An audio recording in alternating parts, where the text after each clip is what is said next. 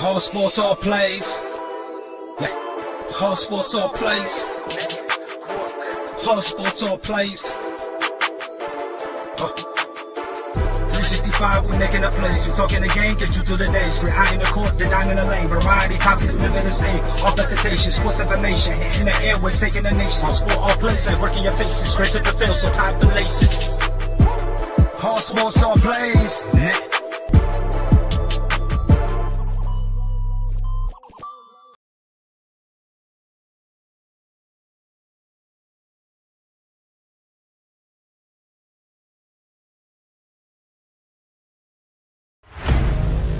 Get ready.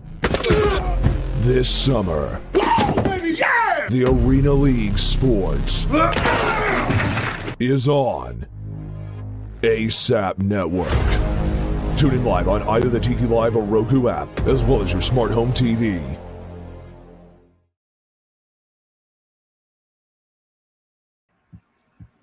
And we are live here on Real Talk in this lovely evening. We got a ton of NBA action going on. So definitely exciting for you all to join us. Thank you so much. As y'all saw, we got some big stuff coming here on the ASAP Network. But before we get into tonight's action, the NBA, I want to shout out to the fellas, Freddie and Kenny. Kenny, how you doing tonight?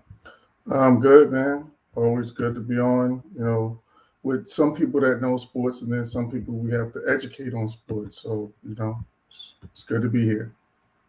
ASAP Network. Love to hear it. Yeah, we got a familiar yet unfamiliar face. He's been missing in action, kind of like the Lakers offense and defense here recently.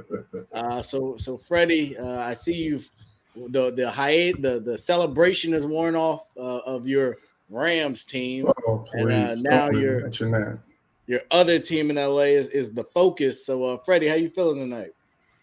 I'm wonderful, gentlemen. Always glad when I can see you wonderful gentlemen. I get to see Kenny. I get to see you, Ray. Don't make me go put this T-shirt on, because I have this. Please do not.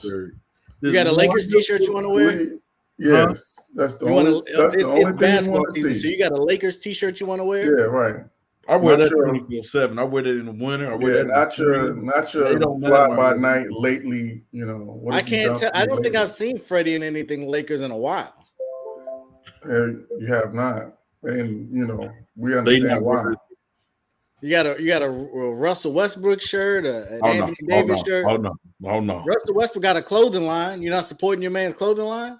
Hey, he's focused more on his clothing line than his jump shot. I mean, he's shooting about the same percentage, so it seemed like it's business as usual. Exactly. No? Just fake news. All right. Well, if you decide to change your mind and actually support your team, who's actually playing right now, hey, I support him. We'd love to see the apparel. It depends on the time of the year, right? I don't want to see no Lakers stuff if they go on a run. Like, where's the Lakers stuff at now? And we know they ain't, but they booing LeBron at home. I'm going to tell you how much support I have. When we was winning 15, 17, 29 games in school, I was in school. I would stay up every night to watch them lose.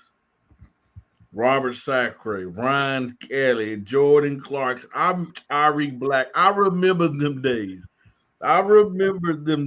So don't ever question some names. So in other words, your Lakers fandom is legitimate. Your Rams, on the other hand, that's a whole nother story. Kenny, about Rams fandom is because I was born in LA. I was born in California. Yeah. I was a Giants fan, I will admit. But the Giants this season did bad business. So I, as a fan, as doing the right thing, disowned them and went to my hometown team. That's what happened. Great. So before you get a chance to jump on another bandwagon, Philadelphia, they completed the trade. Many people on this network, I think, felt Brooklyn won the deal, were tepid in our assessment of the trade. But 2 games in, James Harden has lost about 30 pounds magically. His I need what hamstring. he's on. His hamstring is not a problem any longer. He's setting Philadelphia records. I saw a stat that says he has tied or passed Ben Simmons on the all-time three-point list for Philadelphia 76ers in his two games. Too soon. So it appears to be off to a great start. They had an interesting dynamic in their post-game press conference. And Joel Embiid, probably front runner for MVP right now. So, fellas, right now, what are your thoughts on what you see out of Philly and how far can they go? Freddie, let's start with you. Okay. Joel Embiid. I'm going to say this before I say this. I'm not comparing this guy to him. I'm not at all. I'm just using this analogy, okay? Joel Embiid finally got his Kobe. A big man need that Kobe, need that Penny, need that D-Wade, need that Allen Iverson beside him to win in the NBA. And he got that. The only thing I question about this team, and I believe Maxey, to see him change his game the way he have, I know it's been 2 games, but he's looked great in this as well, just like Joel Embiid. But where is the shooting going to come from? That's the only question that I have about this team. And when they get to the postseason, what form of James Harden will we see? Because, James Harden, he put up a lot of sexy numbers. He's always have since he's been in the NBA. He's been putting up these, 30-point triple-double here. He can put up big numbers. But what are you going to do, James, when it matters? You have to show up this playoffs, not next year, this one, because you didn't want to wait on Kyrie Irving. You left Kevin Durant, who can close in big games. We've seen him do it many of times. You chose that. So the pressure's on your shoulders even more now. Because this is the second time you force yourself out of a team within 2 years. But Kenny's going to love this, what I'm about to say.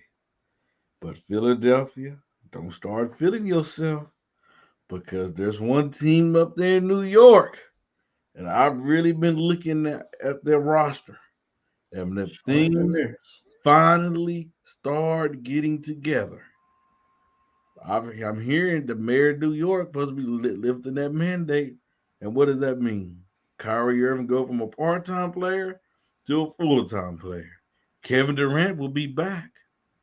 And whenever Ben Simmons, he going to play after they play Philadelphia. He just don't want to play in Philadelphia. That's all that is. They did pick up Dragic. That's a pretty big pickup. They still got Patty Mills.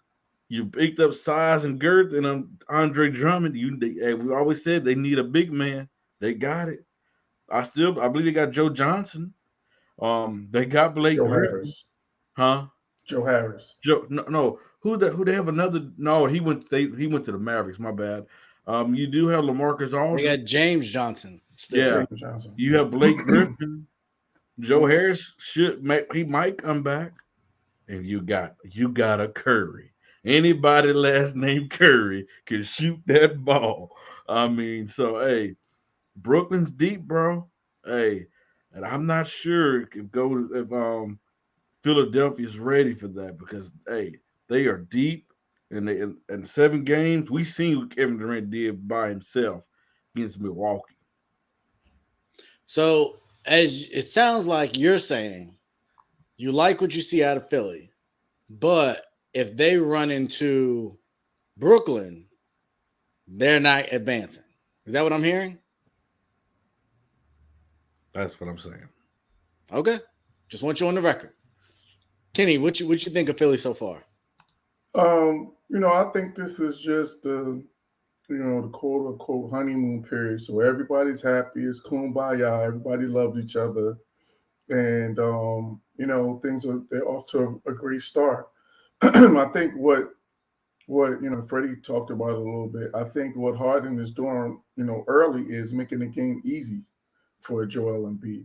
In that pick and roll, he's just rolling hard to the basket, and James is finding them, and he's just not having to initiate offense for himself. He's actually has somebody that's going to make plays for him. And I think as well as score the ball. I think that's what the difference is, between, of course, Ben Simmons and James Harden.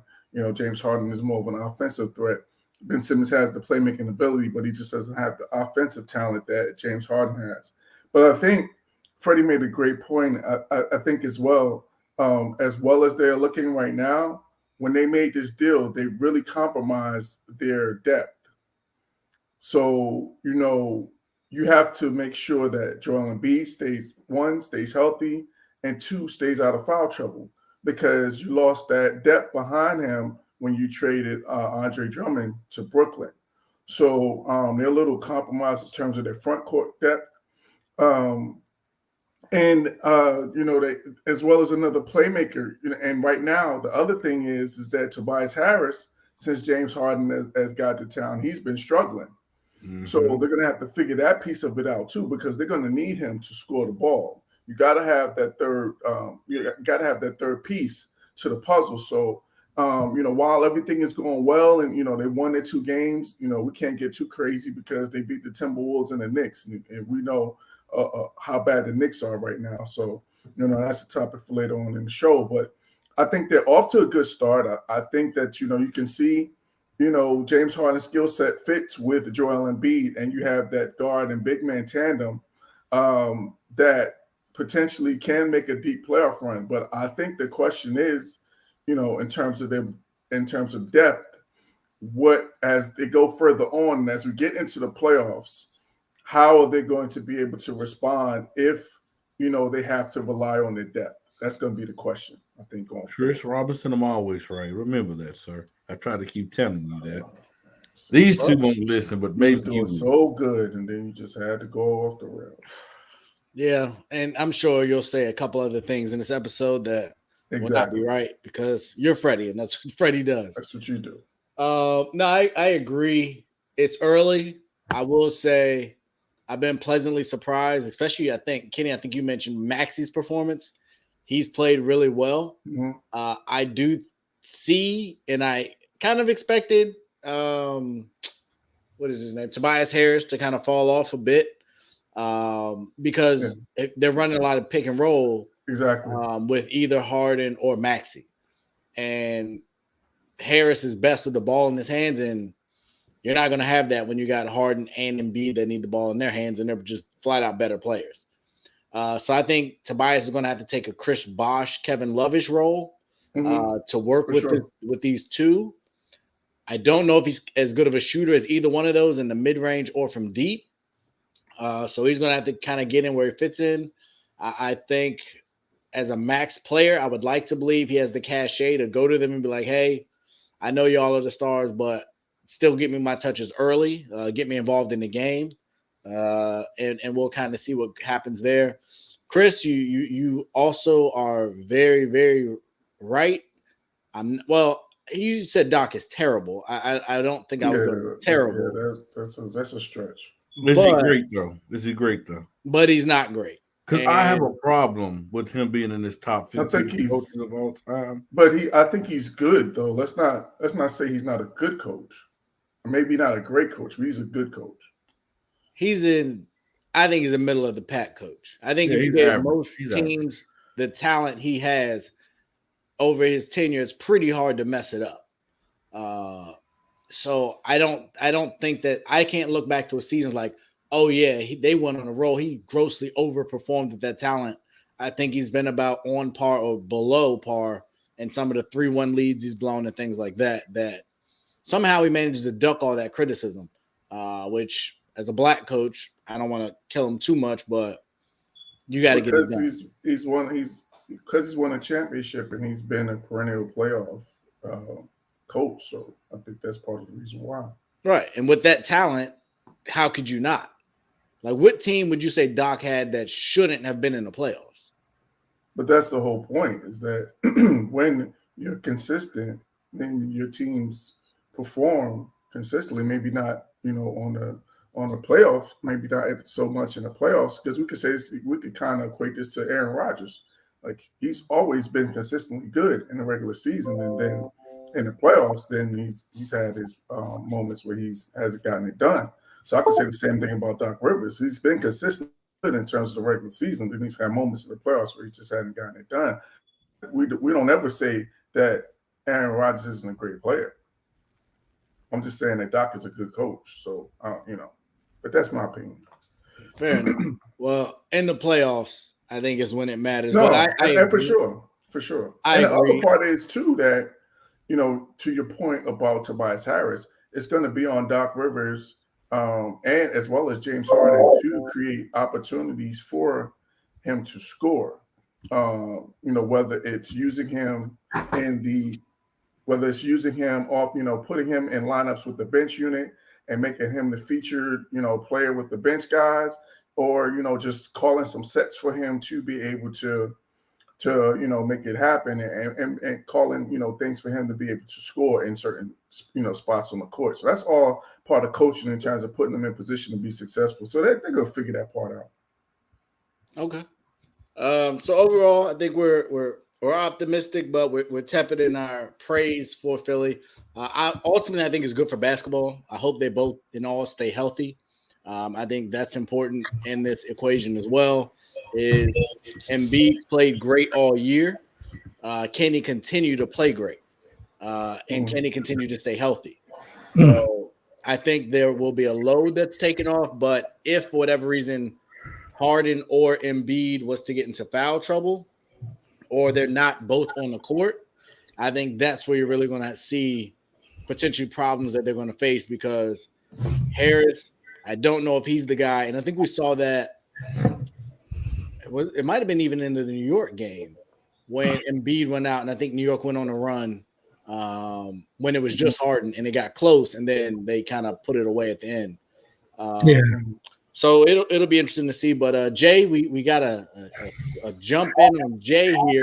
I was trying, man. Hey, I was in the car when I seen this come up in the thing. And I'm like, damn, I wonder if I can make it there in time. But I can't text and drive because then that'd be wrong. So yeah, we don't want you breaking the law. No, we don't want to break the law.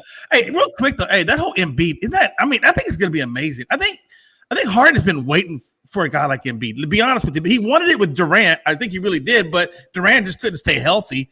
So I think he just kind of wore out the welcome there. But, man, like you said, if Embiid can stay healthy, that's a hell of a 1-2 punch, because I don't think Harden's going to have a problem sharing the rock. And I think that it's going to take some of the pressure off Embiid. And that's a hell of you got an outside shooter, you got an inside paint scorer, rebounder. I mean, it's going to be phenomenal if they can just stay healthy.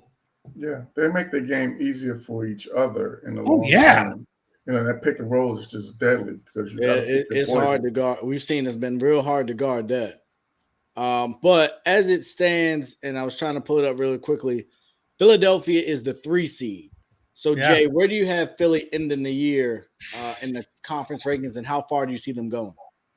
I was really holding back saying that they could do anything really, because I wanted to see how Harden was going to, number one, come off that injury, and number two, how was he going to look? And I think he kind of answered some questions. I wrote down the numbers he put down was pretty damn good for his first 3 games back.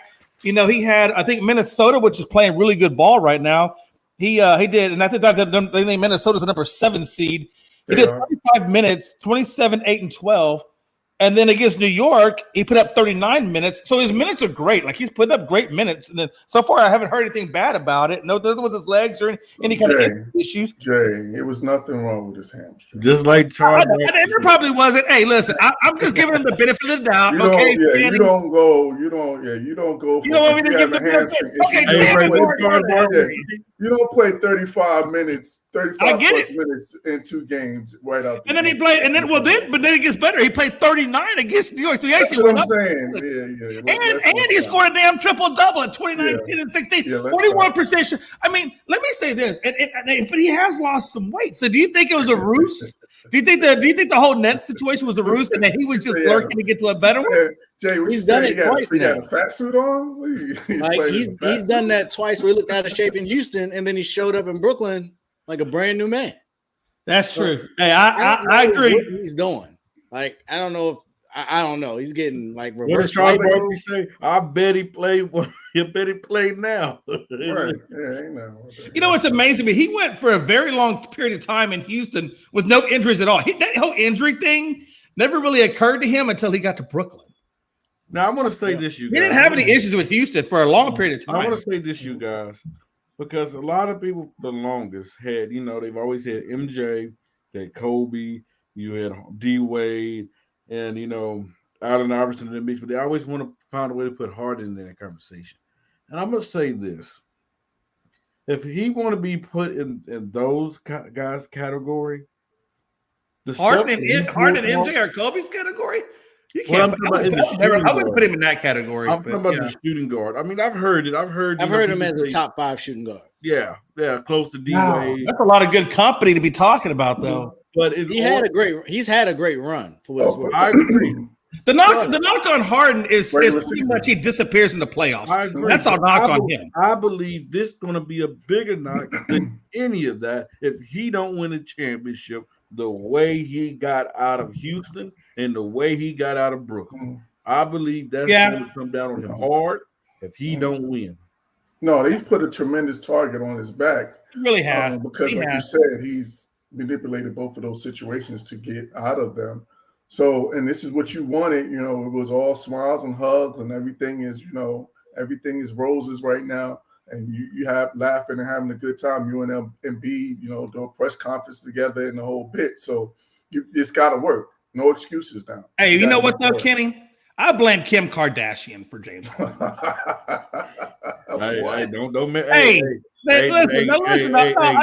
love Kim Kardashian. She's a beautiful woman. Nothing wrong against Kim. Nothing against Kim, but let's be honest. Kenny, when he got with Kim in Houston, there were 2 different Hardens. There was pre-Kim and post-Kim. And post-Kim was never as good as pre-Kim. I don't know what she did to him, but that Kardashian clan did something to Harden. Let me be honest. Jay, don't mess with the Kardashian. This what happened. I think she introduced him to the yak. The Kardashian. That's what happened. Don't mess with the Kardashian. Hey, Kim got him on that yak, and he's never been the same. Man. I mean, Tristan Thompson been playing pretty well. So, can I ask y'all a question? I got a question, y'all. Go ahead. So, y'all watched the All-Star game? I haven't told y'all since the All-Star game. Y'all watched it, right? Yep. Did y'all watch the national anthem? I did not. I did not catch that. Who sang the national? Yeah. Oh my God! Y'all was it Macy Gray? Yeah, I heard he was going just right here. I'm not making fun of him. I promise y'all not, but it's so funny. I was just laughing the whole time. Oh, say can you? I was like, is she on drugs? She had this twitch about her, man. She just kept twitching. Like, no. And then you can see there's a video going on LeBron. LeBron trying to hold himself back from laughing. Like, it was like, that made me laugh. Yeah. So, I mean, she did like this. Yes. And wait, who was singing? Macy Gray. I'm gonna have to go YouTube this one so I can see what he's talking about. It was bad. It was probably worse than Fergie. I'm not gonna lie to you. Oh God, Fergie was terrible. Fergie was terrible. So if that's worse than Fergie, damn. Yeah, that's saying a lot. Right, but guys, and speaking of terrible, next topic, please. There's Freddie's team. Perfect segue, Ray. And LA has been downright terrible. I alluded to it earlier. Could you imagine a day? And if I'm wrong, Freddie, you can correct me. Did Kobe get booed in LA when he was there? Yeah, I think he did once when. Yeah, in those lean years when they were really bad, like Kobe was getting earlier with those. He got booed.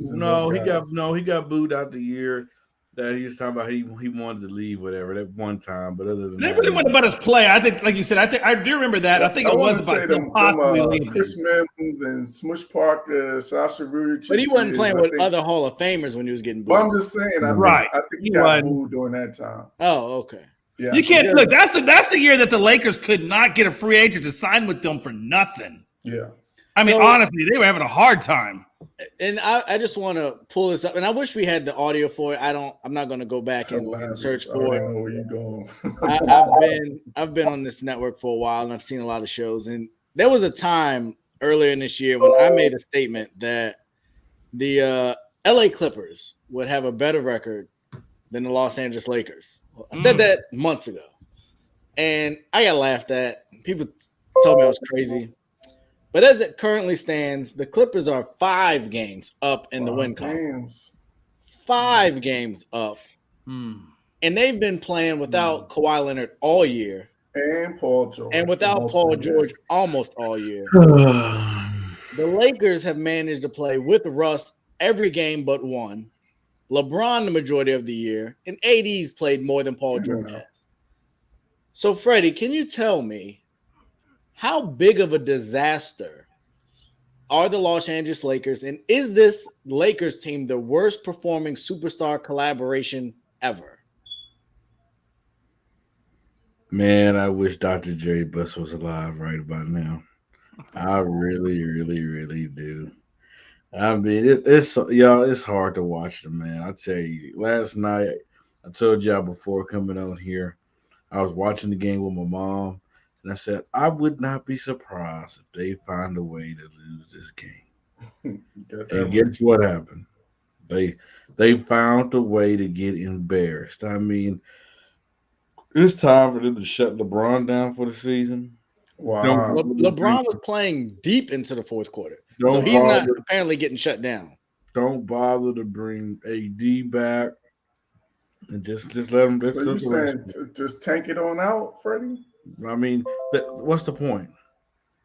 What's the point? What's the point of playing? I mean, right now you're in the playing tournament. Yeah, but you know what? It's one thing about. Somebody says, "Hey, the Lakers are still there." They're like, "How in the hell?" But Kenny, when you have bad habits, it's hard to get out of those bad habits. We had bad picks. When you go down, free agent picks. When you go down, when you let the go up, let the other team go about 15, 20 points. This is what the Lakers do. They'll go down 15, 20 points in the first half, and the third quarter they come back out swinging, and they'll get close, and then they'll lose the game. That's what the majority of their games turn out to be. Freddie, I would like to present to you some facts, some Freddie-ish facts. Well, here we go. What if I told you that LeBron James and Russell Westbrook combined had 4 assists last night? Freddie, do you have any idea? 14 turnovers. They probably had like 11, 14 turnovers between the two themselves. 14 combined, 7 apiece.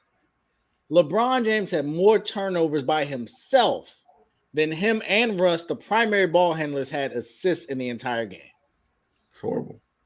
They were minus 22, LeBron, minus 26 for Russell Westbrook. Brandon Ingram was a plus 29. Freddie, can you explain to me how the Lakers are performing at this level? Well, I'm just going to say this, and I haven't been on here since the All-Star break. LeBron had made quite a few different comments, and the agent tried to cover it up. I mean, I don't care about that. That's their job to cover it up. But LeBron, if you're not happy in LA, we can help you with that. We can help you with that, bro. Oh. I mean, I'm just being honest. Oh, so he could go? Is that what you're saying? Is that what you're saying? If he wants to go this offseason. I don't like this version of Freddie. It's like watching somebody defeated. No, let him cook. I need to hear this. I like where it's going. We good. It's sad. It breaks my heart. Not only Russell Westbrook, because he's gone. He done already rode his ticket on out of here. We can add a LeBron James too. Also, wait, what about AD? I'm not done yet. Anthony Davis, I love you, bro. Hey, one of my favorite players when you playing, I love to watch. Because I know how dominant you can be. But you like glass. This Russell Westbrook and AD should create a podcast called Ass and Glass. Ass and Glass podcast. Because that's what they are. That's what they are. Ass and gas. Ass and glass. I mean, let me ask you this: Is it time for Pelinka to go and maybe bring in a different general manager? You know why? It's because, and I'm about to go down Genie Lane. I'm about to just hold on. That's what I think the issue is personally. Hold on, Jay, in that upper level management. Hold on, but LeBron, this is purple and gold. This LA, bro. This is not Cleveland. One championship don't get the job done. One championship. And I got ticked off the All-Star weekend. They had the Laker legend, had the nerve to be LeBron to be in there. the standards have got lowered. Oh, so he's not even a Laker legend now? No, how with one championship?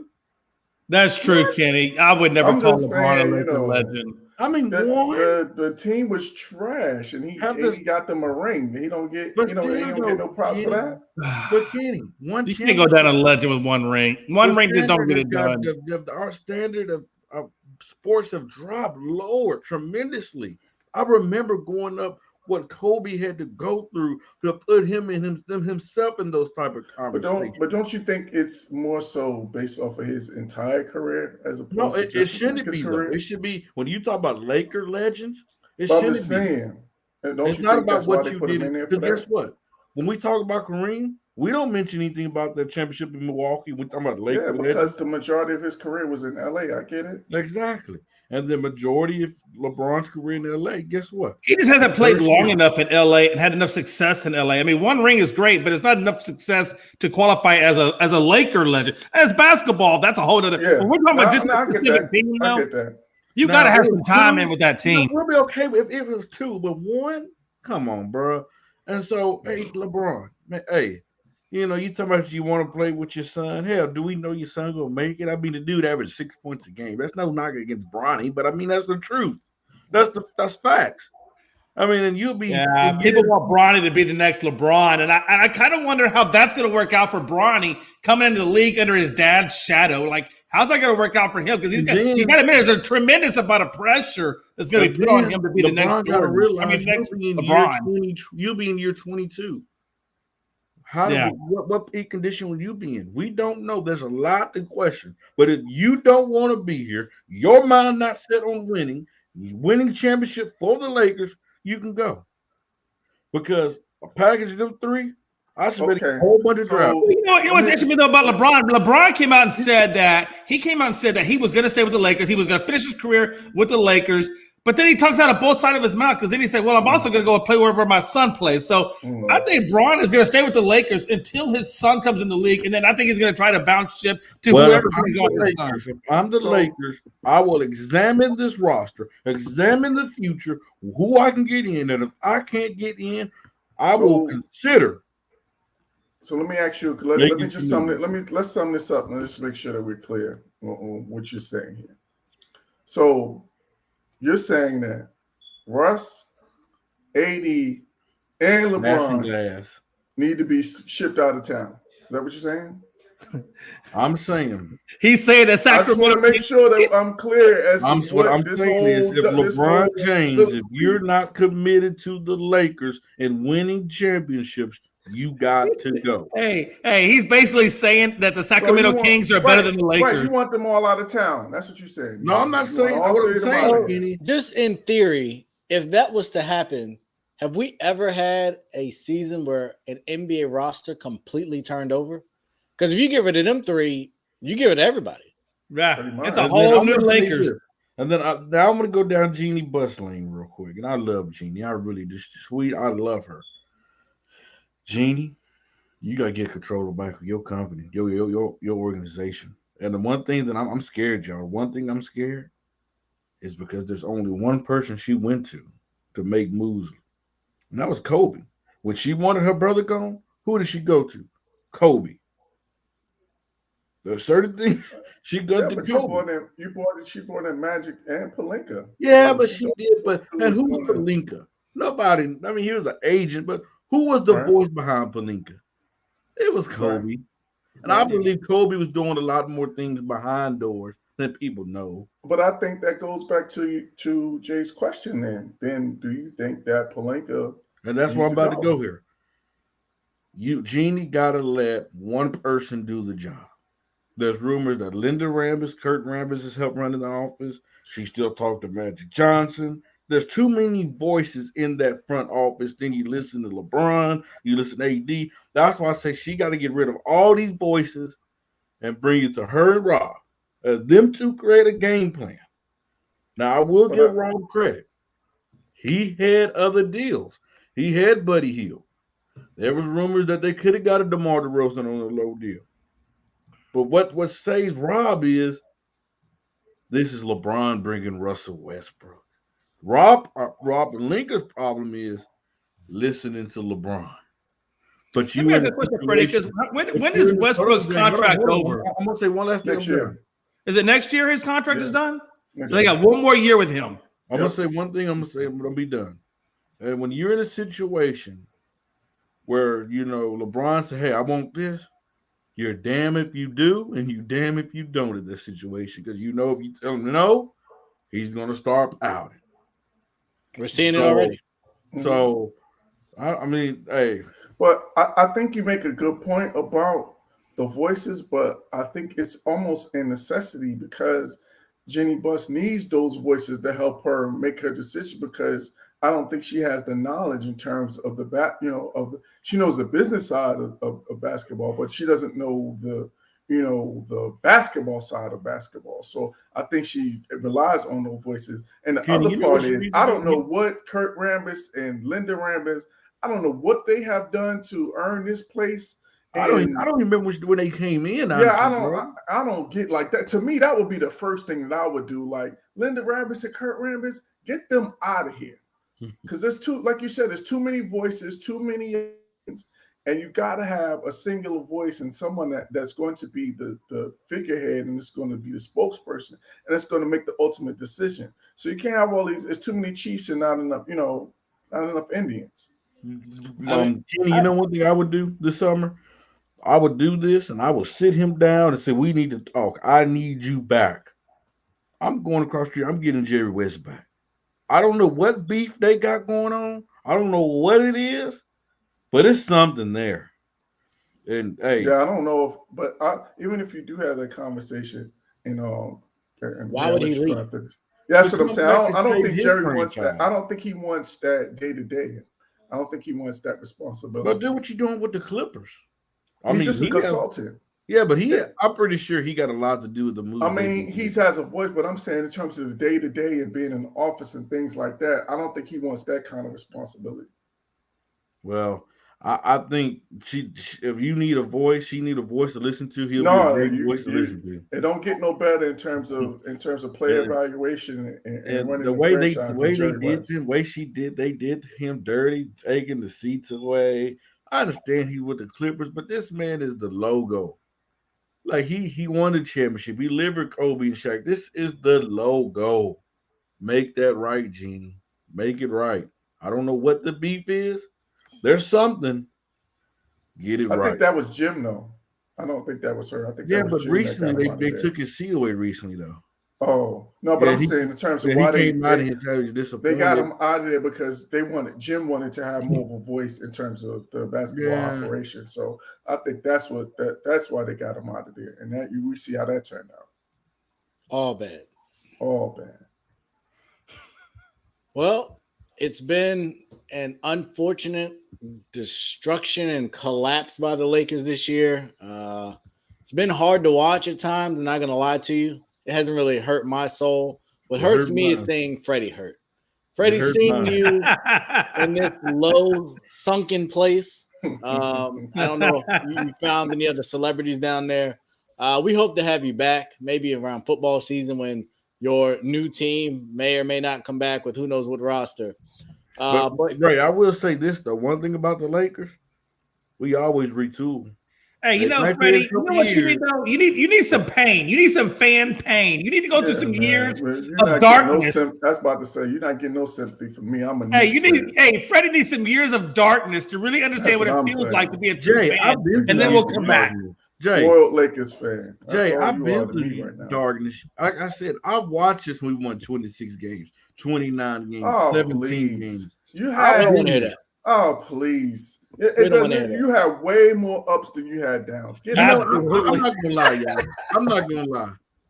I love the championship we won in the bubble, but I kind of missed our young core. At least I can say at the end of the game, we got problems. But you know what's interesting about the Lakers? The interesting thing about the Lakers is that they don't hold on to their natural talent. They draft all kinds of people, but they never really hold on. The Lakers build their franchise through free agency. I think that's why you guys go through so much severe ups and downs. That was more, but that was on LeBron because that all happened when he came. He traded all the young talent. Exactly. They were building a young core of talent. And as soon as he got there, they traded it all away. Well, yeah, but even they were doing it even before then, though. I mean, Pau Gasol wasn't a natural born guy. Shaq wasn't a natural born guy. Kobe wasn't a natural born guy. I understand, but I'm saying I'm just saying, like, latest, and of course, Ingram, Julius Randle, all the ones that I mean. before like that version of the team, the Jordan Clarkson, the Julius Randle, the Brandon Ingram, Lonzo Ball, all of those guys, they were all drafted. Right. And then they But I think that's why the Lakers have the swings that they have, because it just depends on the free agency. But I will say our scouting team is A1. I will say that. No, you get the talent. You get talent, but look at Hillbilly Kobe. Y'all see him? Stop. All right. And with that, we are going to move to another collapse that I alluded to it. I think it was on this show when I talked about the All-Star game and Curry trying to get the record. And at that time, he didn't perform well. Legs got a little tired. Shot was a little short. And LeBron ended the game. So most recently, he can't end that in the series. I was gonna say he's ending the season with 7 turnovers in a game. I'll tell you that. Yeah, that's why he ain't no GOAT. Yeah, you ain't got to convince me of that. Steph Curry's just a hell of a good player. I mean, he's a good player, but he's not a GOAT. You're right. Michael Jordan, Kobe Bryant, Magic. No, my bad. Kareem, Magic, and Shaq, then LeBron. So, with that being said, we had a game recently where the Warriors and the Mavericks, were up 21 points at one point, and they end up losing the game a lot thanks to Spencer Dinwiddie from the Washington Wizards and Luka Doncic to really put the game away late. And we've seen some of this struggle out of Golden State all year. The record's 43-18, so the record's good. But we've seen these spells and these bouts, specifically when Steph goes out and there's no Clay. There was no Clay yesterday, no Draymond, no Wiseman.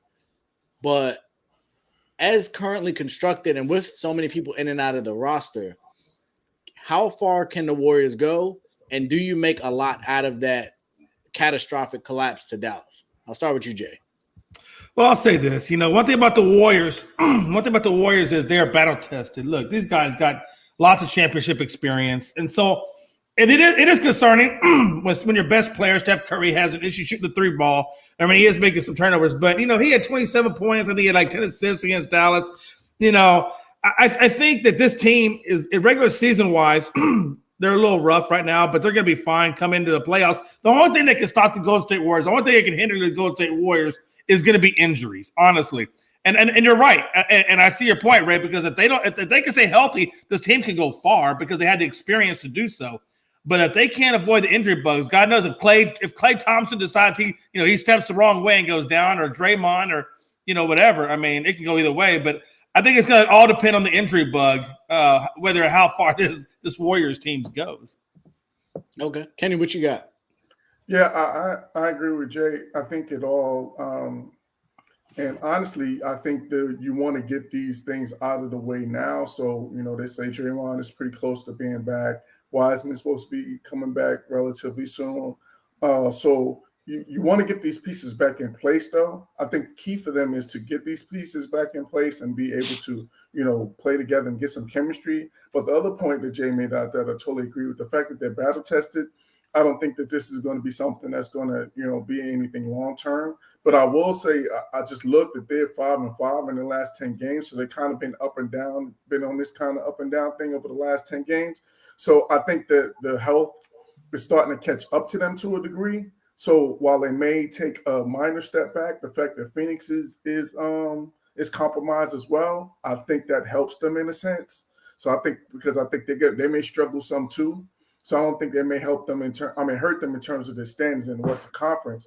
But I just think it's something where they just need to, get the pieces back and get everybody back healthy. But also, it's an opportunity for those younger guys, the Gary Payton seconds of the world, and the Jordan Pooles, and the Toscano, as long as he's not dunking, of the world.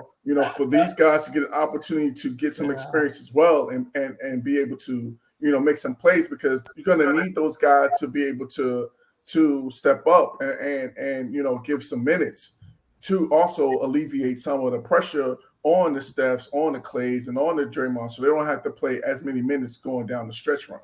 Hey, quick question, and this is to Kenny. Hey, based on what you're saying, what I'm saying, do you think it would be prudent for Steve Kerr to do load management with his top 3 guys, knowing that they're a little older, they do have history with injury? Would it be better to rest them, like just alternate them out different games, so that way you can prolong or you can keep them fresh? I think there may be some form of that, especially with Clay, because he's been out for so long. I think they're going to do some modified form of that, but I just think it's going to be one of those things where he's just going to be monitoring their minutes. I think he's going to try to make sure that he keeps, like Steph between 30 and 35 minutes. And then when Draymond comes back, they're going to they're going to ramp his minutes up. I'm sure they're going to kind of slowly integrate him back in once he comes back, as well as Wiseman. So it's going to really be on Steve Kerr to really manage these minutes and manage these guys to make sure they're as healthy as they could be, going into the playoffs. And to another guy that's going to be on as well is Steve Nash. He's going to have to do the same thing. Manage these guys' minutes to make sure that they're as healthy as possible going into the playoffs, and then integrate all of those new pieces in. So they're both kind of in the same boat. Yeah. I just want to say this shows you how valuable Draymond Green is. A lot of people say, oh, he don't put up this many points. He don't shoot as much. He don't do it. But, man, this just shows you the definition of a player that makes a bigger impact than scoring the ball. He is this generation version of Dennis Rodman, of finding ways to be useful without scoring the ball. And then this team goes however far Draymond Green goes. He is the engine to this team.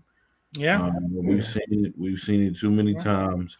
He goes out that off, even though you had that young rookie, I can't think Wiseman? No, that power forward they got. Kaminga? Kaminga. I forgot about him. Yeah, one thing he's trying to learn. He's going. Hey, that dude. Hey, that dude. He's a good for him. Good player for him. He's going to learn, and I think Draymond's gonna be in his ear. So hey, this is how you do this. Because he, Steph gonna be playing longer than Draymond, more than likely. In the NBA, but they gonna need him to take that next step. Because if Draymond is out for load management, or if he's missing some time or whatever, they need somebody to fill in his role. And those are big shoes to fill. He just made it easier for Steph, a lot easier. Exactly. And let's give some credit to Luka Magic. I mean, there's a lot of question mark around Luka. Oh, can he let the others help him? Can he trust his other guys? And by getting Spencer Dinwiddie, by finessing the franchise and the Washington Wizards, giving them the has-beens and the unicorn for Spencer Dinwiddie, a good, valuable point guard. Hey, let's not act like Spencer Dinwiddie was lighting it up in Washington. Let's not get carried away. But still, Washington is one of those franchises that's so dysfunctional, they didn't even know how to use them. But yesterday, he coming in there, knocking down a shot. He even hit a step-back 3. I said, oh, I see you. But, hey, credit to them. They put Luka's playing. That dude's he's always playing well, though, man. Luka just plays. Yeah, man. But he had a rough night last night. It wasn't he didn't shoot the ball. I didn't see him score last night. How many points did he put up last night? He ended up with like 30-some points, but a lot of it was late. Yeah, a lot of it was late. He's struggling at first, but hey, that's what great ones do. They show. Do you hear that, LeBron? That's what great ones do. When it matters most, they show up instead of passing up a 3 because you're getting the double team, or instead of attacking, you want to pass it to Melo. Been doing that his whole career. So, but anyway, that's a big time win for the Dallas Mavericks for sure. So, given that the Suns have struggled a bit with the Chris Paul injury, the Warriors we just talked about have been struggling with their injuries. Philly has kind of an insurgence of energy. Brooklyn still has the Kyrie situation. And Freddie, I know you mentioned Kyrie potentially getting to play.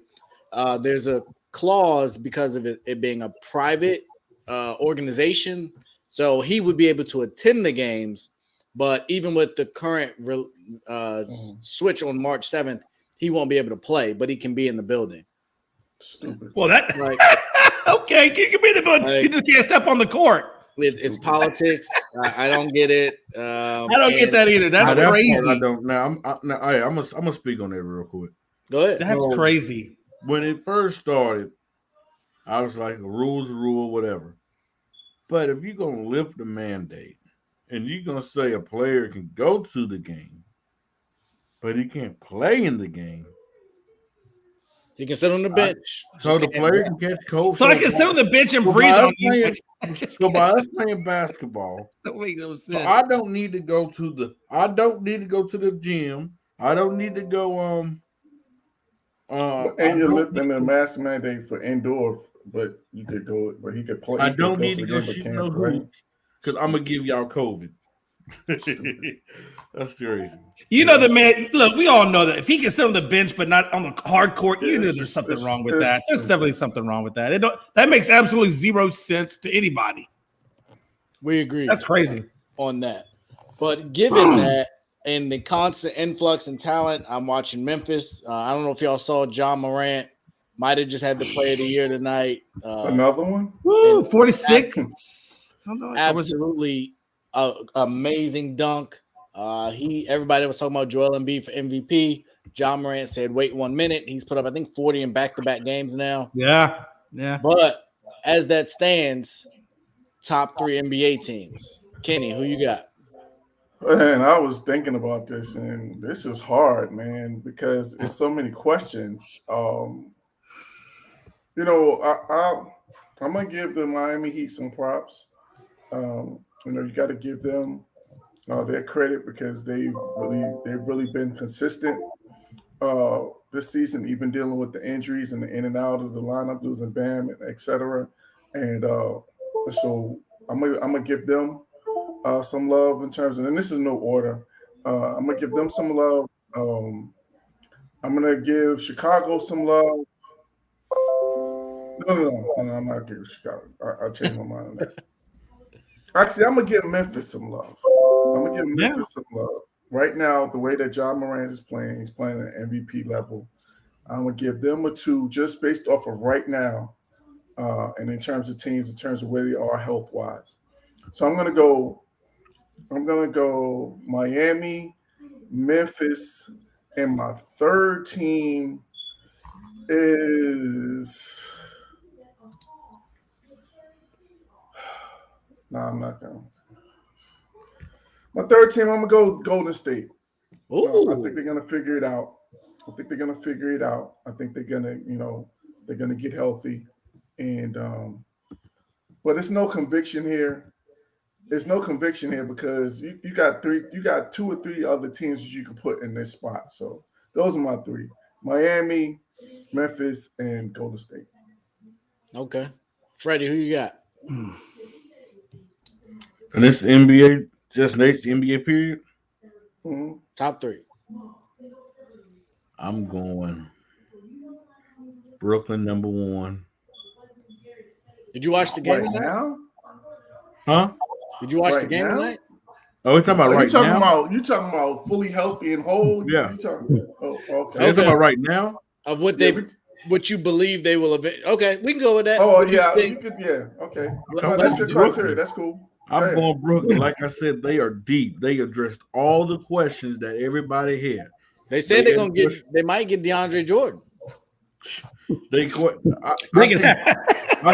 I know Why you leaving in what. the first place? Well, I will say this. I've seen a report that Philadelphia is expected to pick him up. Okay. But DeAndre Jordan? Yeah.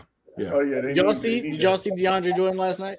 Anybody see that pass? No, I heard about it though. Hey, kid, I got a question. Can you say what did you hear early in the year? You said was something dealing with health wise with DeAndre Jordan? Yeah, I heard. Well, I heard that he had some health issues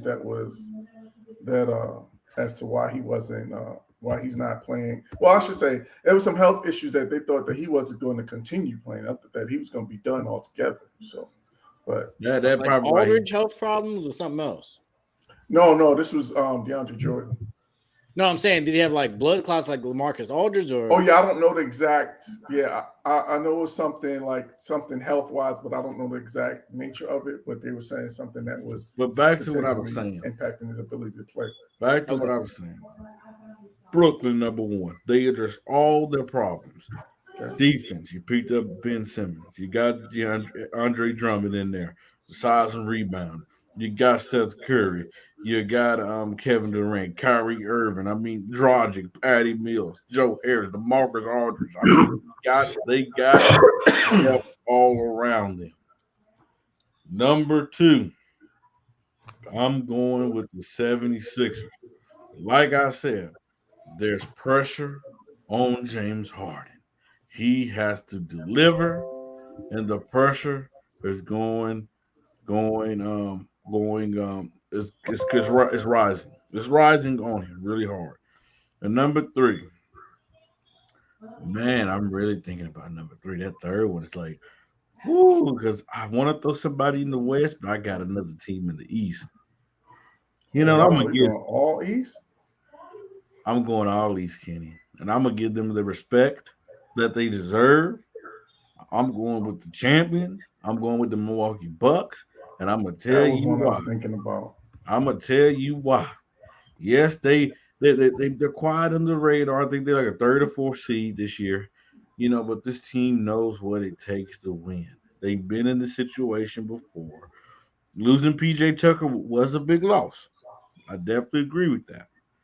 But they have been in this situation before, and obviously I see in the comments, is Chris Paul playing? Is he healthy or is he hurt? I mean, will he be healthy in the playoffs? We don't know. First of all, Freddie, let's keep it realistic. It's his finger. Nobody cares about a finger. Finger's going to heal up. It's not going to impact him one bit. If anything, it's actually going to help him because now when he does come back and that finger is fully rested, he's going to come back fully rested, ready to go, reinvigorated, and that's going to be a dangerous Chris Paul, brother. Better watch out. True story. We disagree on that. As long as he's good I think as long as he's healthy for the playoffs, then they should be exactly. And this actually ensures that he'll be healthy. To be honest with you, I mean, he'll come back. He'll be trying to get in shape. He might pull a hamstring. No, he's gonna stay in shape. He'll watch it. That finger don't keep him on the treadmill. Hey, you know what? He's gonna be on the treadmill. This ain't gonna stop him from running. Ain't the same. Yeah, we don't know that, but it's not. But I'm just saying, it's not like just like Anthony Davis. Well, I mean, give him props that he knows how to take care of his body. He's a veteran. He's been in the league long enough. He knows how to take care of that body.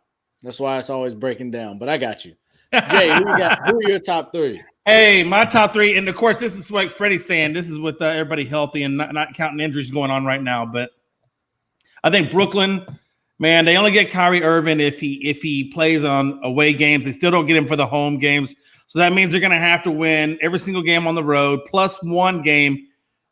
Plus one game at home. So they're going to have a tall task every time they play a series because they're number 8 seed. That's where they're going to be. So I'm telling you, they're going to have to. They're going to have to play perfect on the road and win one game at home in order for them to be able to advance. Because it still takes 4 games, so you got to be perfect there, and you got to be perfect. I don't know, man. I don't see them winning 2 games away without having Kyrie Irving there. I don't know. We'll see. I don't know if Durant and Simmons and maybe Seth Curry. I don't know. We'll see. I just don't have the number 1 or number 2 or number 3. My question is, Jay. Yeah. To pick up a Dragic and having Patty Mills, even if they got to go every other game with Kevin Durant, with Ben Simmons that you can put a point guard. I mean, if you want to put that patchwork offense in there, I mean, I guess so. But I thought we were talking about the NBA, trying to get to the NBA Finals. Okay. Well, believe what you want. My personal 3 teams to answer Ray's question is Phoenix, I got Milwaukee, and I got Memphis. I think Memphis is that team that's going to wild it out. And I'm telling you, man, these dudes are ready to ball. And everybody knows one thing about Memphis. They got the culture to fight. I mean, you got a culture to fight, and you are all playing on the same accord. That's dangerous. And they're high flying and ready to go. And I think Phoenix is going to be that team to give them that. I think Golden State's going to be great, but I'm still not sold on them injury-wise. But that's why I got the top 3 that I got. Milwaukee, come on, man. We all know that. Look, regular season, Milwaukee, whatever. But you come in the post, I think it's going to be Milwaukee and the 76ers battling out in the East. And I think Milwaukee does pull that one out, though. But it's going to be rough because Embiid is really freaking good right now. So that brings me to another question. And I'm just going to kind of do this rapid fire. So of the top teams we've talked, Brooklyn, Philly, I've heard Memphis. I think someone might have said maybe Phoenix. Of those teams, who has the best player? Ooh. Kenny, I'll start with you. Man. Right now? That's easy. I mean, if everyone's healthy, out of all of the teams that we talked about, if everyone's healthy, then it's Kevin Durant. Amen, brother. But if we're talking about right now, then it's Giannis Antetokounmpo. We're talking about right now. But if we're talking about everybody healthy, it's KD. If it's right now, then it's Giannis Antetokounmpo. That was a question, Ray. Well, I disagree completely, but go ahead, Jay. Who would you got? Yeah, I really like Durant. I mean, I think Durant is just, oh my God, when he's healthy. But I'm going to go a different direction. I think Embiid is right now with the 76ers. I just got him. I think Embiid is just playing on that level. I mean, he's got the inside game going. He's got his outside jump shot working. He's getting rebounds in the paint. I mean, he's doing everything at an exceptionally great level. And Jokic, I don't even want to overlook Joker either, because Joker, if you look at Joker's numbers are pretty good. He's 25, 13, and 8. So Joker, and he's shooting at 56%. Take that into consideration. MPJ and Murray could be back by the end of the year, by the playoffs. Yeah. But I don't know. It's Ray, that's such a hard question because, like I said, there's so many people playing at such great levels. It's almost hard. But I guess I'm just going to give it to Embiid because right now he does have hard, but he's carried that team on his back so damn hard. I'm going to give it to Embiid this year, man. I am. But one last thing before I go. Ja Morant. I'm giving love to Ja Morant. This dude's ceiling is so stupidly high. I'm telling you, I was stupidly high. It's ridiculous. I'm not going to lie. I was really thinking about of saying him, like the way he's playing right now is just. I mean, it tears your heart out to give it one to the other because they're all playing at such great levels. Plus, I just watched him bang it on that dude Podol, whatever his name is. I think it was Pirtle that caught the body. Oh my gosh, sheesh. So I think we heard from Freddie. Freddie said Durant. So my top 3 it's kind of the same. I got Phoenix, I got Memphis, and I got Milwaukee. For my 3. Hey, we got the same ones, Ray. I feel important. Jay, I mean, you got it right. You've been listening to me. You've been on with me a lot. You're finally getting the knowledge that I'm putting down. Hey, I am. I finally found your page. It was way in the back of my book that I didn't know about. Player, That's what I was about to say. Jay had it right now today, and I think Kevin Durant has escaped a lot of criticism for his late game performances because he did hit the shot against Milwaukee with his toe on the line. But there's been a lot of times with Russell Westbrook in past years and even in Brooklyn where he didn't get it done. He hit in Golden State. He did. LeBron's face. He hit 2 big ones, huge ones. But there was still like a minute and some change left. They were big shots, but it wasn't a one-possession ball game to win it all. And the one player that I've seen, and he just took a bad fall, the one player I've seen that has consistently got whatever shot he wants and hits those shots late is Ja Morant. Yeah. And so for me, right now, today, I think he's playing the best basketball to anybody. I'm not mad at that. I'm not mad at that either because it's such a hard one to go against. Man. His energy, his effort. The biggest criticism I have for him, and another reason why I didn't pick Giannis and they were kind of a wash, is free throw shooting. His free throw shooting is not dead eye. It's good, but it ain't great. Oh, he still got work. Durant, I have no problem with either one of them going to the line late. Giannis and Morant, I got some questions. But as it stands, and Giannis I think got like 15 boards tonight, 22 points, but if I got to take one right now, I'm taking Ja Morant. Hey, Ray, question. Yeah. Charles Oakley came out and said Giannis couldn't compete in his era. No, he And said Giannis, no. No. My question is this, and I think Oakley's wrong. First of all, let's go. I think he's wrong. No, but my question is this, because based on that that's not theory, what he said. Man. He said no, that's what he said. Well, he did have a change of heart. He had a change of heart because he said about last year. He said this year he got a little bit better with his free throws and this and that. But his main point was that the Euro step wouldn't work, that he'd get his head knocked off. I think personally, me and Ray, I'm sure you probably think the same way. I'm guessing is that the players would transcend from this game to that game if that's what the game was. They would. I think everybody would gravitate that way. I don't think that any of these guys are any softer. I think they would just gravitate and change their game to fit the style of last year or that last era if they had to. Don't you think? I don't know. I've heard this criticism. I've heard LeBron was too soft to play back then. Right. And I get it, but I think that's contingent on that point. how the league is. So like Jordan and Lambeer and those guys, and they was fighting and knocking people out the sky, they were conditioned in that, and I think they got used to it. It was a culture, the way the game was played. I've watched Steph get bulkier and bigger. I watched Ben Simmons get bulky and bigger. I've watched Giannis's body change. I watched LeBron's body change. I think and Giannis to me for the last 5 years has been a physical player. When he goes to the basket, he just throws people out the way and dunks it. But I think the part is that I don't think he would be able to dominate physically he wouldn't be as physically dominant in that area as he is in this era. Yeah, and I think the reason why though it is because the game has gotten away from the low post. The traditional low post center isn't there anymore. He's bringing the ball up the court. He's getting the rebound and he's going. Charles Oakley ain't stopping him from getting to the basket. He's not discarding him. He's not Euroing him, dripping his shoulder and not. It's still my point speed is, and quickness though. I understand, but I'm saying he's not getting to the basket, dipping his shoulder and discarding the guy, moving him out the way and dunking it on those guys of that era like he's doing it now. That's my point. Yeah. Okay. I mean, we disagree. I think Giannis is the wrong example. If you want to say Steph or Morant wouldn't finish at the rim the way they do now, Damian Lillard couldn't finish around the rim, Luka maybe couldn't get to his spots, I'll give those. I think Giannis's speed and ability, and he can get from like half court in 3 steps. Mm-hmm. I don't think the footwork of those big, bulky, plodding centers would do anything. Imagine Zydrunas Ilgauskas, who was an all-star, trying to guard. Though, if you're talking about Karl Malone, if you're talking about Chris Webber, if you're talking about Tim Duncan. Those guys were agile enough. Kevin Garnett, those guys are agile enough to be. Kevin Garnett was getting put in a basket if Giannis is coming down the line. Oh, stop it!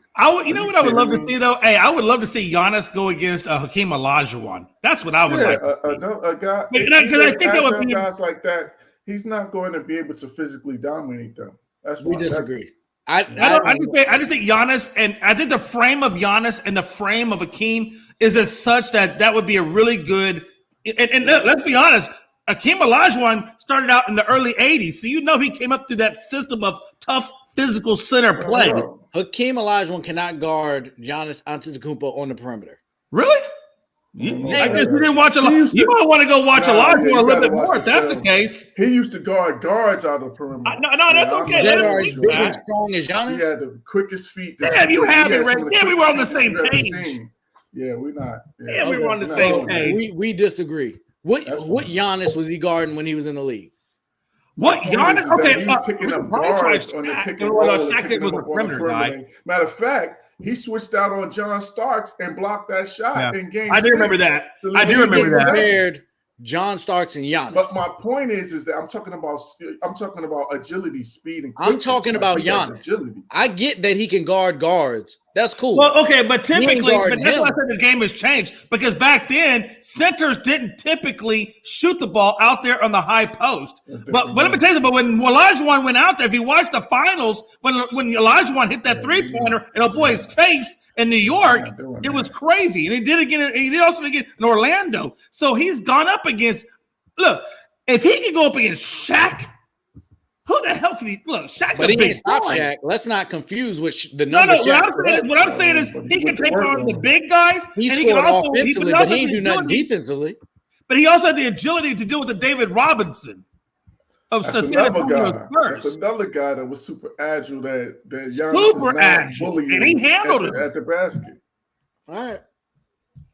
I'll take But- y'all word for it, but So I yeah, think I it's just think foolish. that, you know, I'm gonna take Ray back in the I think time the bottom capsule. line- no, but I think the bottom line is that sometimes, you know, we fall in love with our errors, and then we think that our errors is the best, you know, best thing since sliced bread, and we don't. I said that look many down times, on the newer time. errors because Yeah. you know the way Giannis transformed his body, and like to Ray's point, with his agility, with his ability to be able to put it on the floor, he would be able to play in that game. He would be able to play in the '80s game because he's a And that's tough what I'm guy. saying. Time is a hell of a thing because, like you said, Kenny, in one era and you get another era, the game, number one, is not the same. The players adapt. built is not the same. The skill sets are not. I mean, everything is a lot different. But I do think, like you're saying, each era could transcend to fit the next era if they had to. If you gave them time and they grew up like that, It's just They a can matter do of it. skill set and being able to adapt to the way the game is being Yeah, played. absolutely. Okay.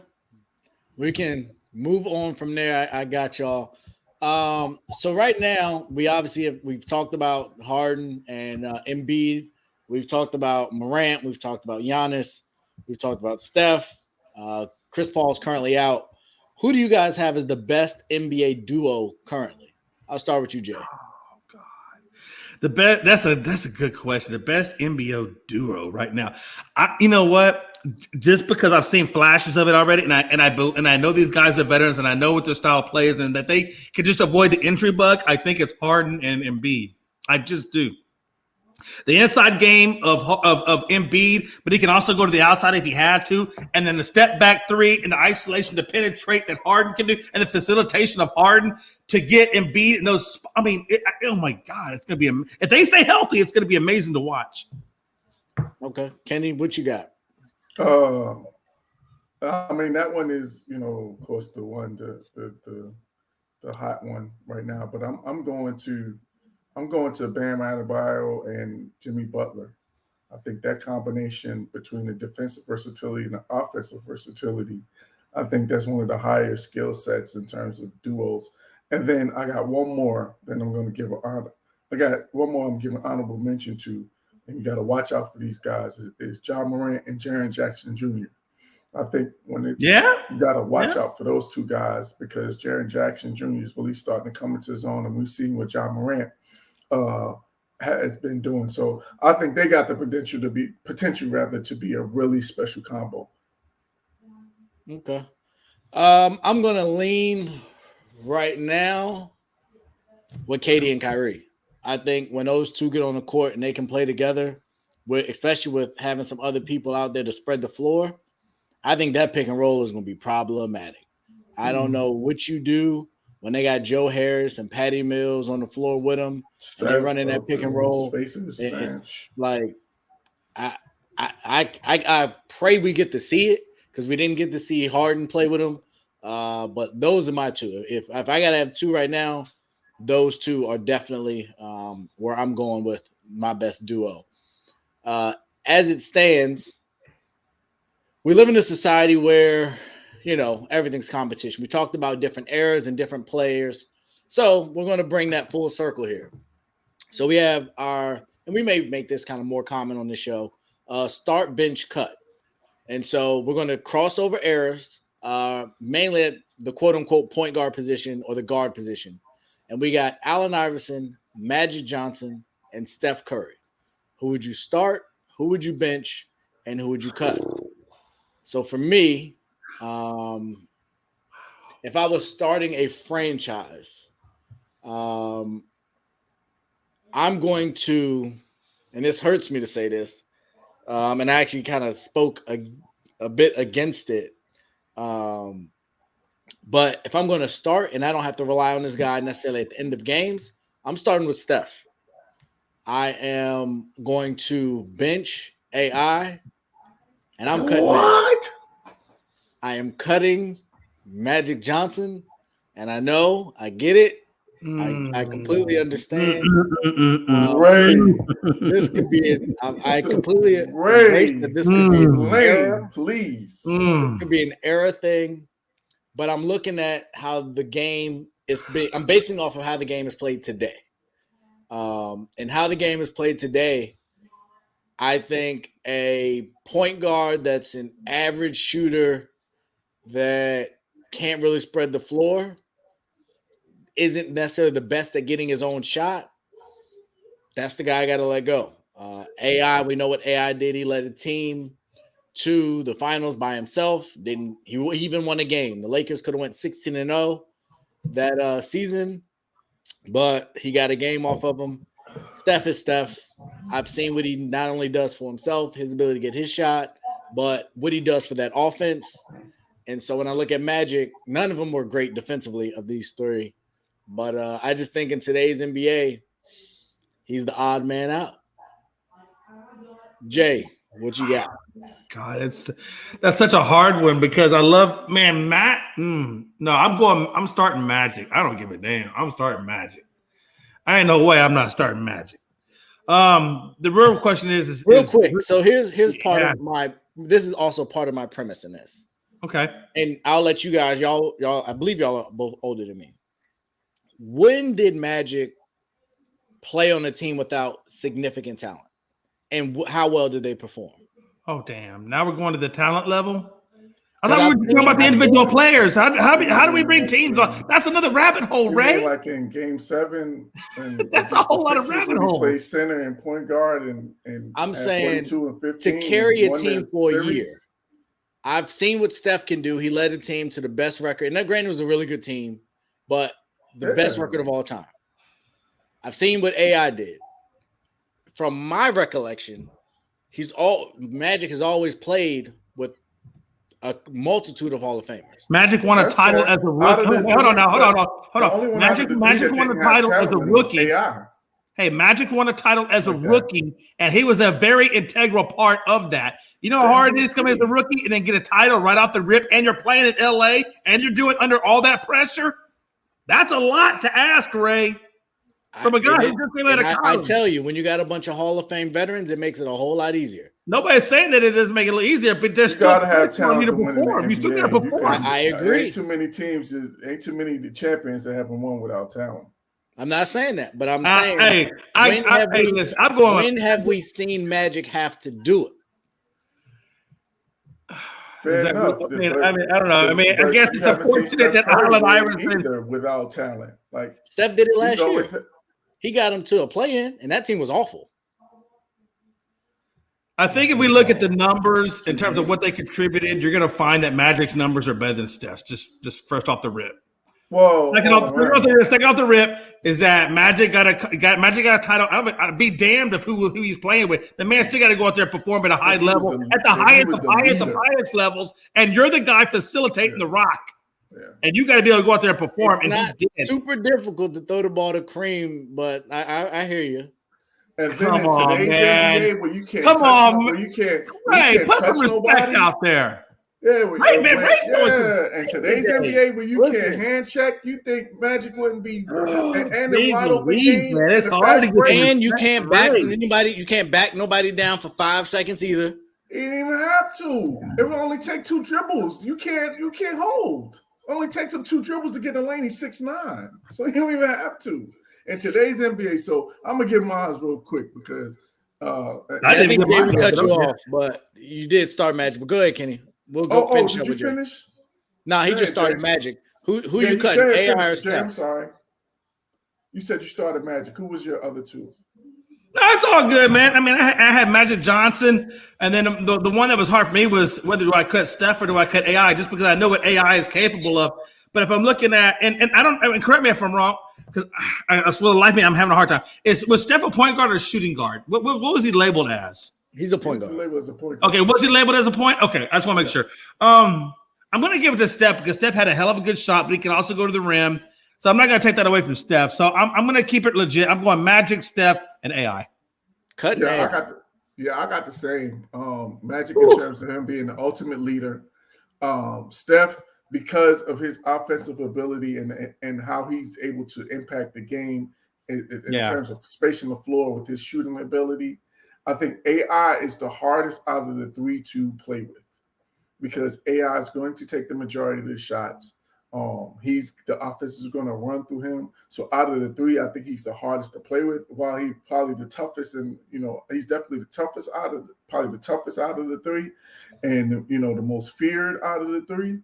I gotta cut him because if I'm starting the franchise, I'm starting with Magic. To me, he's the ultimate leader. And then if I got somebody coming off the bench in terms of somebody that's going to come off the bench and be an instant offense guy, that's going to be best suited for that role, I think it's going to be Steph Curry. And then I gotta cut AI as much as Achilles he is. So I think what kills AI is just his shooting range. His shooting range really hurts him because it really makes him more one-dimensional on the offensive side. I don't know if it's so much his shooting range, but I think it's his efficiency. Yeah, right. Okay, efficiency. Yeah, exactly. He's such a volume scorer, and he needs the ball so much. It's like a Russell, where you need a lot of shots to get your points. I think it's harder. It's harder to play with him as opposed to those other two guys. Yeah. To me, the other two guys make the game easier for you to play with, and it's a little harder to play with AI. Yeah. Wow. That hurts my heart to hear that. I think it was easy for Magic to be efficient when he had a lot of other help. And I think AI would be a lot more efficient if he played in Golden State and he wasn't seeing double teams all the time. But I think you have to. I think that's part of it was that you didn't put the talent around AI because he wasn't sharing the ball. I don't know, because when he went to Denver, he fit in relatively well. I think they went to the Western Conference Finals when he had Chauncey and Melo in them. So I think when he had reasonable talent, and granted that was a different level of AI, but I think with the right coach and the right system, I just think they put nothing around him. But when you talk about shooting efficiency, like Kenny's talking about, in that particular realm, I could say that, Westbrook and him are in the same category in terms of shooting proficiency. And you can see how well Westbrook's working out. I mean, Westbrook's won quite a few MVPs and Ray, you know what I'm talking about, Ray. They get any titles? But I think that I agree. I would be very curious, and I know I keep going back to this. If you put Magic on that Philly team that went to the finals, what is his shooting efficiency? Like, I don't think he's never had to beat a guy that volume shot because he didn't have talent around him. So I think he was great at what he did. But in today's NBA, where you would have to put up points, I don't think Magic is super efficient. He couldn't really shoot the three with any kind of consistency. Oh no, he would have definitely. Well, he definitely would have, especially in this open court game. He would have thrived in this open court game. So he would have still been efficient because most of his points would have come off of layups.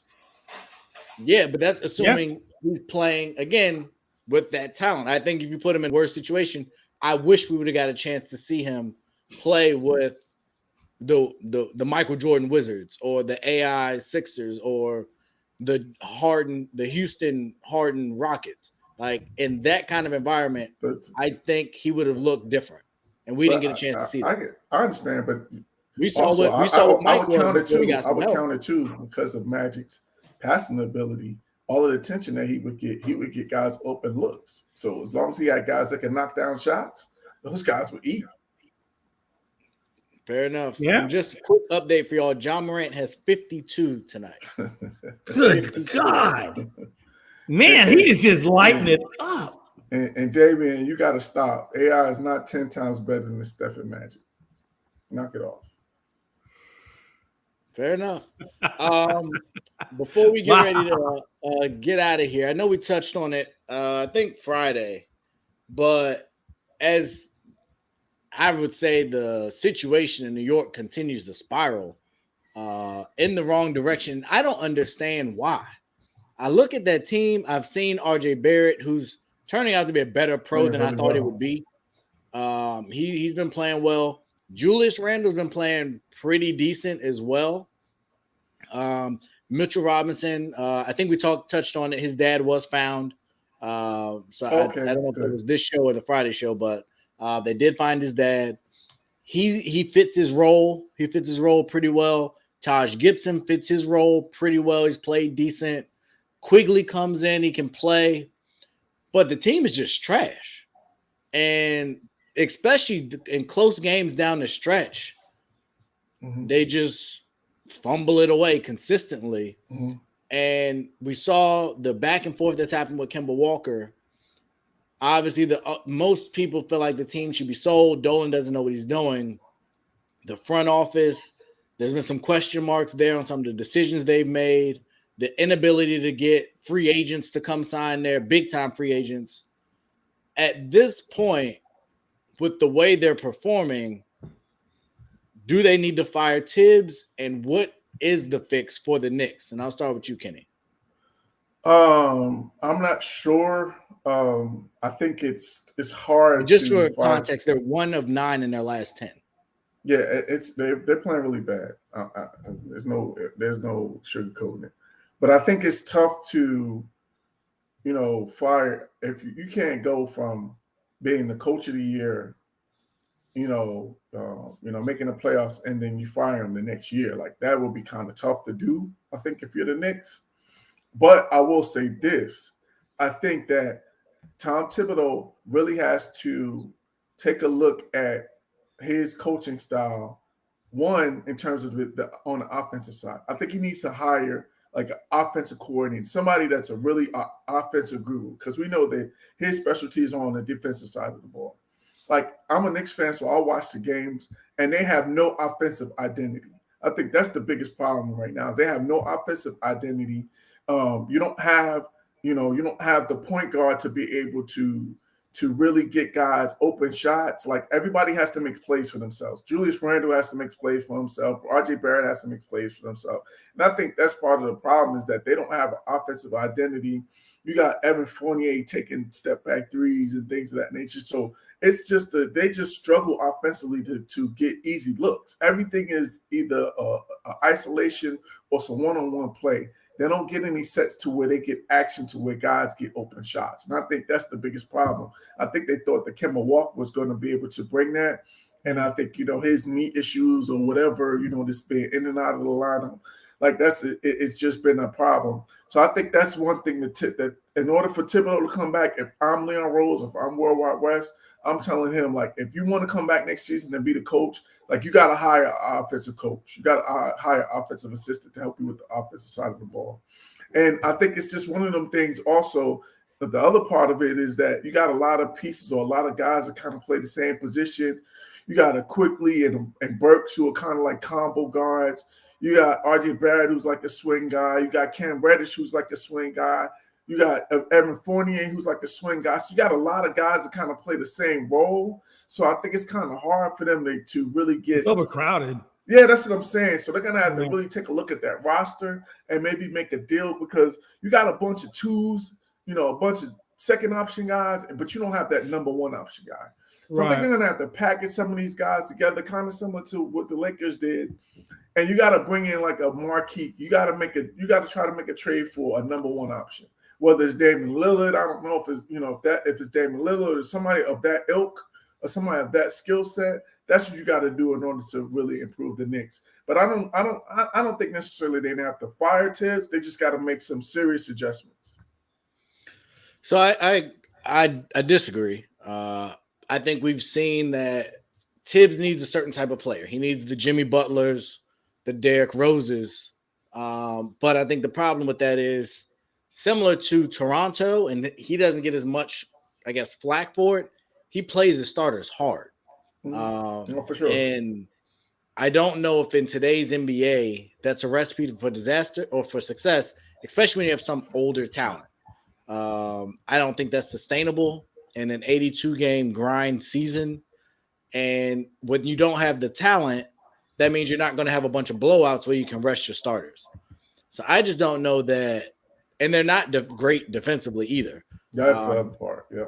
So you got a defensive coach with an offensive team, because Julius Randle don't be trying to play no defense. Evan Fournier, no defense.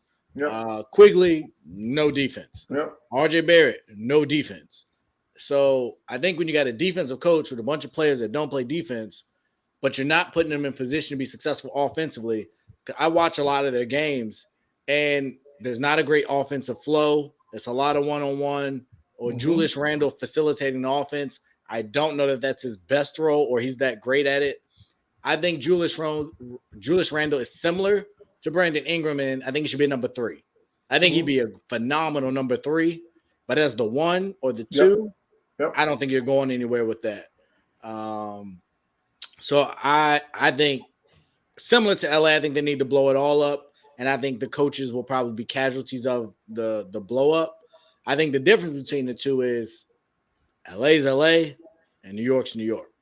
So when it comes to free agency, I think they're going to have to trade. They're going to have to do something with Julius Randle, and they really need to make sure that they can parlay that into something, because I don't see why anyone would want to go there, especially with the way that they've treated some of the legends there, some of the issues that Spike Lee has had.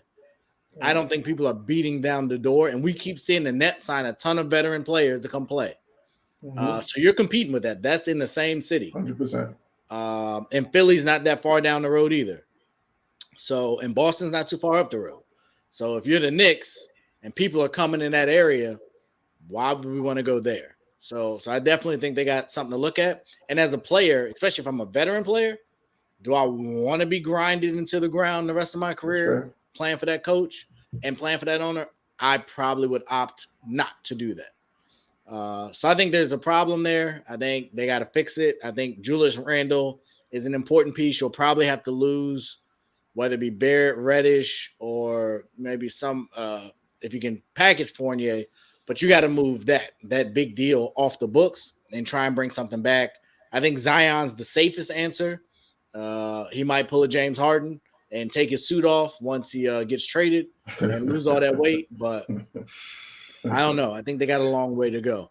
Jay, what you got? I agree. Yeah, I mean, I understand what you're saying about Zion, but at the same time, I think if you try to bring on Zion, you're just trading one set of problems for another. Right. Here's the deal. I really think the issue with the Nets. The issue with the Knicks is, I think it's upper level.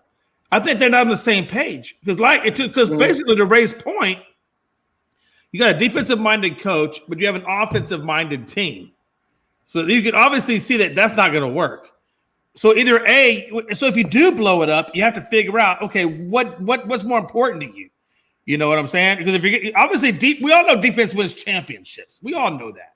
You got to have a good defense if you want to do something. So I don't think that necessarily getting rid of Tibbs is the right answer because, like you said, he got Coach of the Year. He did great with Chicago. He did great in Minnesota. Tibbs is a good coach, but you got to put the right roster around Tibbs. And so, yeah, you're right. They're going to have to look at this roster. They're going to have to look at their center position because their center position, quite frankly, sucks. And they don't have, like you said, a really good point guard to facilitate, to put Randall and Fournier and all these guys in the right spot. So I think you're right. They don't have a number one. They don't have a big man down in the paint. They got a lot of issues. And they're like Ray said, they're an offensive-minded team with a defensive-minded coach. So you're looking at a lot of weird off-the-page stuff. So this upper-level management has to really sit down, bring Tibbs into the fold, and be like, hey, look, this year didn't work out. It just didn't. Tibbs, I know you're Coach of the Year, so obviously, and I know you know what you're doing. What do you need? What is it that this roster didn't give you? And I'm pretty sure Tibbs is going to speak up and say a lot of things. But at some point, Tibbs, I think he's a good coach. I think he stays. I think he's got the wrong roster with the right coach. But I think to your point, though, is that you have to adjust to your roster. That's what makes you're right. That's true. What makes the good coaches the great coaches that they're. That's true. That's a good point. So. That's a good point.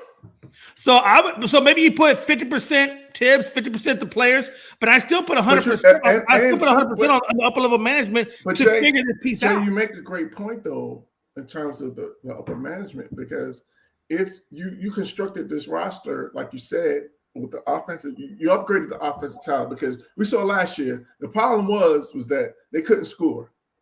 So you bring in the Evan Fournier, you bring in the Kemba Walker, you bring these guys in thinking that it's going to up or you're going to have more offensive scoring weapons, and then the defense goes down. So It's one of those things to where both things didn't. You address one issue and then you weaken the other issue. You know what I'm saying? So I think it's one of those things to where the and that's the upper management part, is that they brought in these offensive guys to a guy that that's known for defense. So I think it was one of those things where they thought that he maybe was going to adjust his coaching style to the talent, and I don't think that he has. Let me ask you a question, though. This team last year, for the most part, was the same team, wasn't it? I mean, it wasn't like they lost a whole lot. Then they gained Kemba Walker, but no, they added some pieces. Like, that's what I'm saying. Like, you add a Fournier, who's more of an offensive player than the defensive player. Right. They're like the same person. Yeah, you add a Kemba Walker, who's more of an offensive player than the defensive player. Derrick Rose, you brought him in the second half of last year. He's another guy who's more of an offensive player than he is a defensive player. Right. So right. I just think it's just one of them things to where I think they wanted to upgrade the offensive talent on the team, but they didn't, take into consideration the fact that Thibodeau is the defensive coach, and they did not bring any defensive talent to go along with that, because you got, like you said, that 5 position is just a dunker. Either if they don't catch a lob, then they're useless. Noel and Mitchell Robinson, if they're not catching a lob, they're useless offensively. So is it time then to burn up the players, or at least the players that will get you picks, get the picks, and then reformulate you got to do something. You got to do something. You got to do something to bring in to Ray's point. You got to do something either in a deal or a free agency to bring in a number 1 scoring option. Like, we haven't had a number 1 scoring option since Melo. That's true. You got to bring in a number 1 scoring option to help offset this talent. Because, like, again, you got a bunch of 2s and 3s. Guys that either should be second options or third options. You don't have another option. You just got a bunch of 2s and 3s, and it's just not fitting. That's valid. Well, speaking of teams that are dealing with, potential roster problems and figuring out how that's going to go, we're going to pivot just for a minute to the NFL. And someone brought up Aaron Rodgers earlier. I think it might have been Freddie, and talked about how great of a regular season quarterback he is. That was me. Oh, was it? Thank you for that, because now we have to talk about Aaron Rodgers, the off-season quarterback. And as if we are watching the Brett Favre Bachelor 2.0, we have no idea when Aaron Rodgers will make a decision. He keeps saying it's coming soon, and day by day, we don't hear anything. Different reports are leaking out, and I'm over it. Just pick somewhere, like, make a decision, move on. I think we have the draft is in like a month, maybe, or is it a little over a month? Is it April? It's right about a month. Yeah, we're about a month or so. About a month and maybe a month and a week or so. Combine is coming.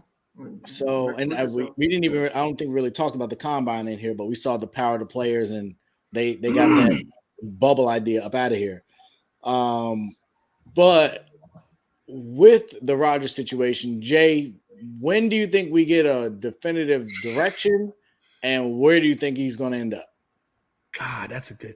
Yeah, with Aaron Rodgers, it's just like watching Brett Favre, man, and waiting for him to make his damn decision. And they drag it out. And I think Aaron was really pissed off about the whole Jordan Love thing, man. It never set right with him. So I'm almost kind of wondering if he's waiting to see what the Green Bay Packers do at the draft before he makes his decision, to see if this is really something he wants to invest in, because he knows he needs another option at wideout.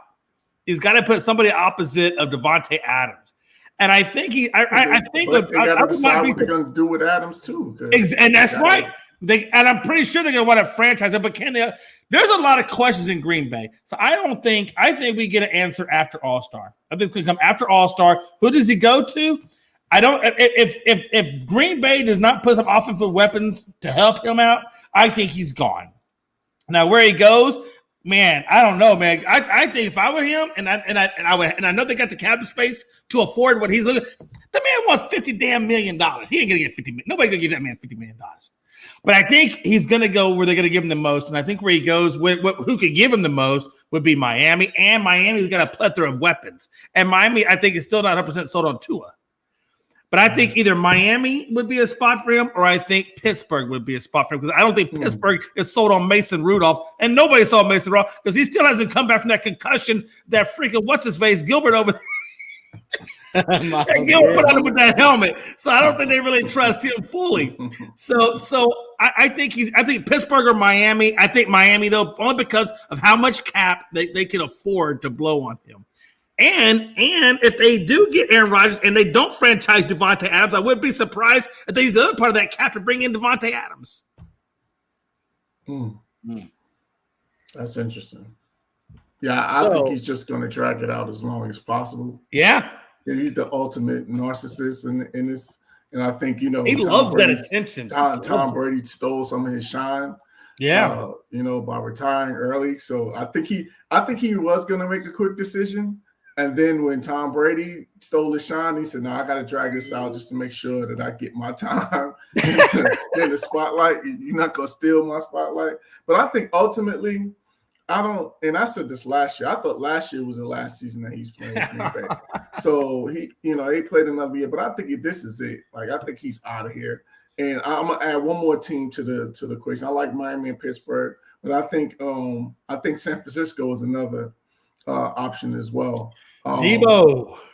Yeah, I think that's another place that you got to look at as well, because they're kind of in win now mode.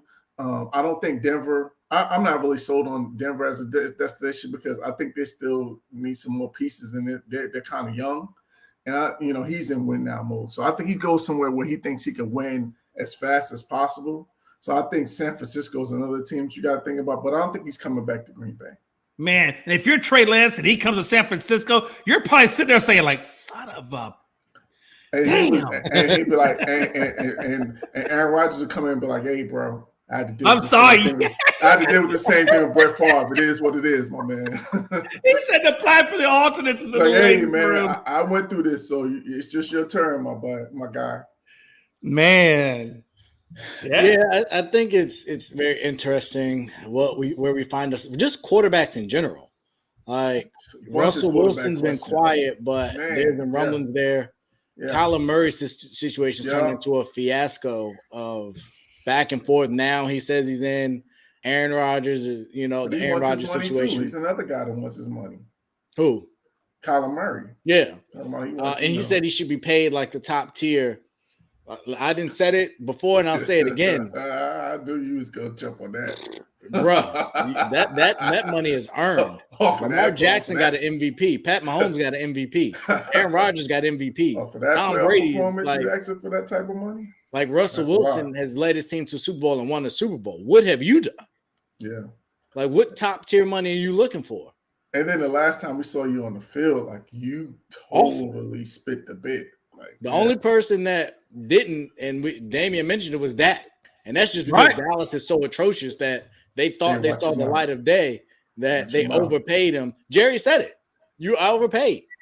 So no, I'm not saying that. They definitely overpaid for that. No doubt about it. That's why he's getting. That's why Aaron Rodgers wants. I wouldn't say we're atrocious. We're just not good enough to win the playoffs. Atrocious like the Jets or Detroit.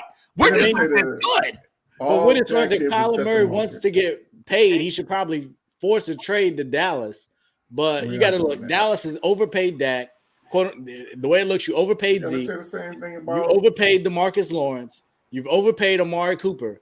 So if you want to get a payday, go to Dallas. They're the new Washington. He said the same. All Dak did was set the market. It's going to get reset again with Lamar Jackson. So all he did was set the. And I would compare us more with the Yankees. We spent a lot of money and we just haven't got the return. Look at the Yankees. They haven't won a pennant in 25 years, but yet they got a $107 million payroll. We're probably more like the Yankees, to be honest with you. We spent a lot of money, but we just haven't got the bang for our buck. Damian, I have the same feelings about Ben Simmons. If you don't want your team or your teammates to talk bad about you, play better. Exactly.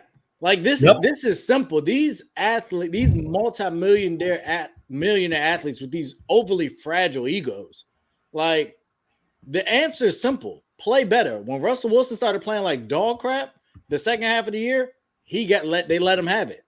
Let Russ cook turn into stop cooking Russ. Like Ben Roethlisberger, all of these great. Aaron Rodgers is kind of going through it outside of Green Bay.